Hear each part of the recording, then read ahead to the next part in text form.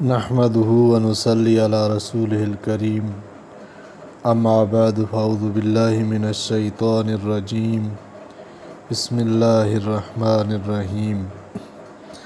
الحمدللہ آج سورہ انعام کی شروعات ہے اور سورہ انعام کی پہلی آیت ہے الحمدللہ۔ الحمد تمام تعریفیں للہ اللہ کے لیے، الذی وہ جس نے خلق پیدا کیا،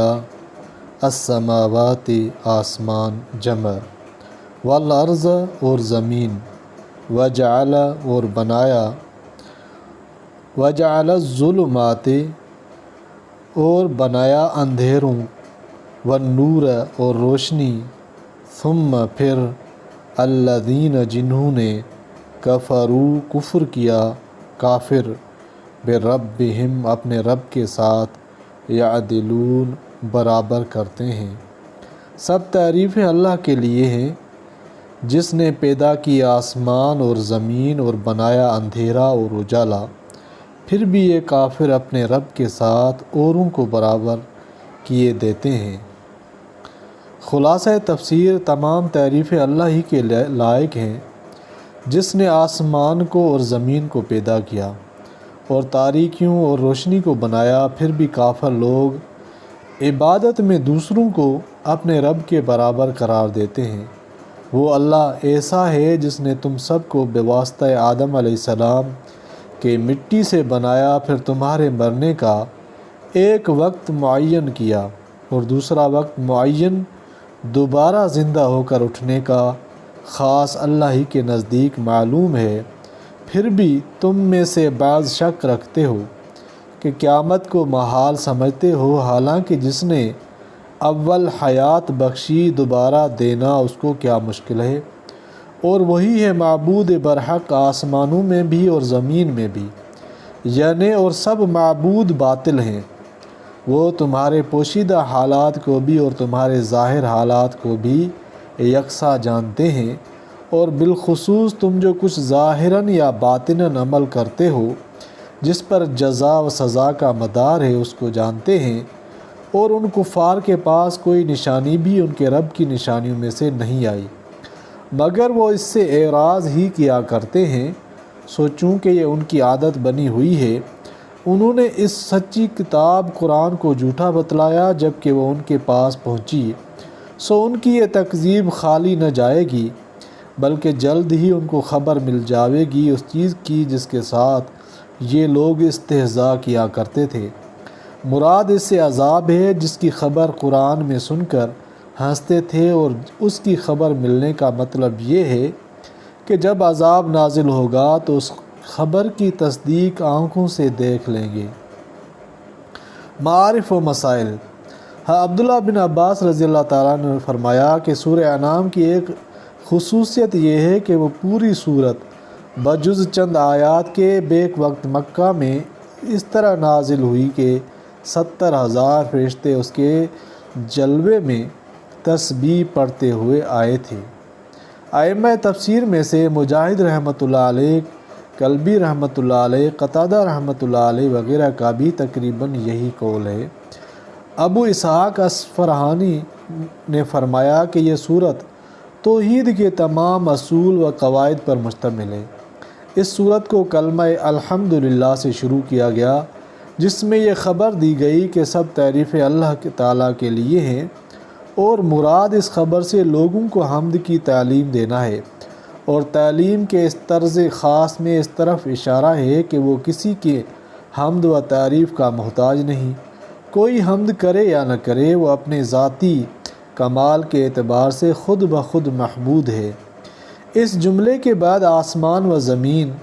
اور اندھیرے اجالے کے پیدا کرنے کا ذکر فرما کر اس کے محمود ہونے کی دلیل بھی بتلا دی کہ جو ذات اس عظیم قدرت و حکمت کی حامل ہے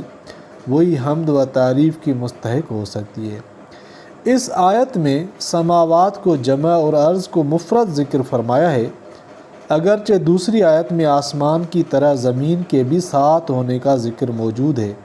شاید اس میں اس طرح اشارہ ہو کہ 7 آسمان اپنی حیت و صورت اور دوسری صفات کے اعتبار سے باہم بہت امتیاز رکھتے ہیں، اور ساتوں زمینیں ایک دوسرے کی ہم شکل اور مثل ہیں، اس لیے ان کو مثل ایک عدد کے قرار دیا گیا۔ تفسیر مظہری۔ اسی طرح ظلمت کو جمع اور نور کو مفرد ذکر فرمانے میں اس طرف اشارہ ہے کہ نور تعبیر ہے صحیح راہ اور صراط مستقیم سے، اور وہ ایک ہی ہے، اور ظلمات تعبیر ہے غلط راستے کی، اور وہ ہزاروں ہیں۔ مظہری و بحر محیط۔ یہاں یہ بات بھی قابل غور ہے کہ آسمانوں اور زمین کے بنانے کو لفظ خلق سے تعبیر کیا گیا ہے، اور اندھیرے اجالے کے بنانے کو لفظ جعل سے۔ اس میں اس طرف اشارہ ہے کہ اندھیرا اور اجالا آسمان و زمین کی طرح مستقل قائم بذات چیزیں نہیں، بلکہ عوارض اور صفات میں سے ہیں، اور ظلمت کو نور پر مقدم شاید اس لیے ذکر فرمایا گیا ظلمات کو نور پر مقدم شاید اس لیے ذکر فرمایا گیا کہ اس جہان میں اصل ظلمات ہے، اور نور خاص چیزوں سے وابستہ ہے۔ جب وہ سامنے ہوتی ہیں تو روشنی پیدا ہوتی ہے، جب نہیں ہوتی تو اندھیرا رہتا ہے۔ مقصود اس آیت کا توحید کی حقیقت اور اس کی واضح دلیل کو بیان فرما کر دنیا کی ان تمام قوموں کو تنبیہ کرنا ہے یا تو سرے سے توحید کی قائل نہیں، یا قائل ہونے کے باوجود توحید کی حقیقت کو چھوڑ بیٹھی ہے۔ مجوس دنیا کے دو خالق مانتے ہیں، یزدان اور اہرمن۔ یزدان کو خالق خیر اور اہرمن کو خلق شر قرار دیتے ہیں، اور انہی دونوں کو نور و ظلمات سے بھی تعبیر کرتے ہیں۔ ہندوستان کے مشرک 33 کروڑ دیوتاؤں کو خدا کا شریک بتاتے ہیں۔ آریہ سماج توحید کی قائل ہونے کے باوجود روح و مادہ کو قدیم اور خدا تعالیٰ کو قدرت و خلقت سے آزاد قرار دے کر توحید کی حقیقت سے ہٹ گئے۔ اسی طرح نصارہ توحید کے قائل ہونے کے ساتھ عیسیٰ علیہ السلام اور ان کی والدہ کو خدا تعالیٰ کا شریک و سہیم بنانے لگے، اور پھر عقیدہ توحید کو تھامنے کے لیے ان کو ایک تین اور تین ایک کا غیر معقول نظریہ اختیار کرنا پڑا۔ اور عرب کے مشرکین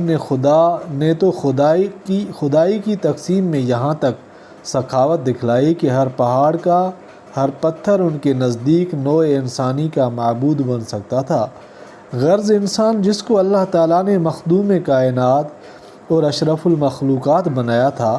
یہ جب راہ سے بھٹکا تو اس نے نہ صرف چاند، سورج اور ستاروں کو، بلکہ آگ، پانی اور درخت، پتھر، یہاں تک کہ کیڑوں مکوڑوں کو اپنا مسجود و معبود اور حاجت روا مشکل کشا بنا لیا۔ قرآن کریم نے اس آیت میں اللہ تعالیٰ کو آسمان و زمین کا خالق اور اندھیرے اجالے کا بنانے والا بتلا کر ان سب غلط خیالات کی تردید کر دی کہ نور و ظلمات اور آسمان و زمین اور ان میں پیدا ہونے والی تمام چیزیں اللہ تعالیٰ کی پیدا کی ہوئی اور بنائی ہوئی ہیں، تو پھر ان کو کیسے خدا تعالیٰ کا شریک و سہیم کیا جا سکتا ہے؟ اللہ تعالیٰ قرآن پاک کو سمجھنے کی توفیق عطا فرمائے۔ آمین یا رب العالمین۔